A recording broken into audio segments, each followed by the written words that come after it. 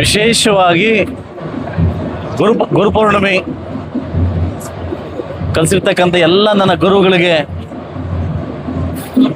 ನಮಸ್ಕರಿಸುತ್ತಾ, ಇದು ವಿಶೇಷವಾಗಿ ಕೈವಾರ ತಾತನ ಇವತ್ತು ದೇವಸ್ಥಾನ ಕಟ್ಟಿದಾದ್ಮೇಲೆ 2ನೇ ವರ್ಷದ ಒಂದು ರಥೋತ್ಸವ ಅಂತ ಹೇಳ್ಬೋದು.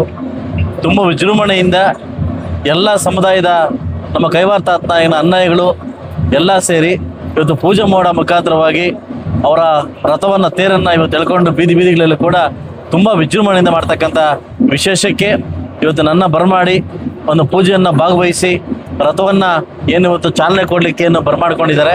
ವಿಶೇಷವಾಗಿ ಎಲ್ರಿಗೂ ನಾನು ಥ್ಯಾಂಕ್ಸ್ ಹೇಳ್ತಾ, ಕೈವಾರ ತಾತನ ಏನು ಅವರು ಬಿಟ್ಟೋಗಿರ್ತಕ್ಕಂಥ ಆದರ್ಶಗಳನ್ನು ನಾವು ಮುಂದೆ ನಡೆಸ್ಕೊಡ್ತಕ್ಕಂಥ ಎಲ್ಲ ನಾವು ಸರಿ ಹೊಂದಬೇಕು ಅಂತ ಹೇಳ್ತಾ, ಇವತ್ತೇನು ವಿಶೇಷವಾಗಿ ನಮ್ಮ ಬಲಿ ಸಮುದಾಯದ ಎಲ್ಲ ಮುಖಂಡರುಗಳು ಎಲ್ಲ ಸದಸ್ಯರು ಸೇರಿ ಈ ಹಬ್ಬದ ವಾತಾವರಣದಲ್ಲಿ ಏನು ಆಚರಣೆ ಮಾಡ್ತಾ ಇದ್ದಾರೆ ಅವರೆಲ್ಲರಿಗೂ ನನ್ನ ಕಡೆಯಿಂದ ಕೃತಜ್ಞತೆ ಸಲ್ಲಿಸ್ತೀನಿ.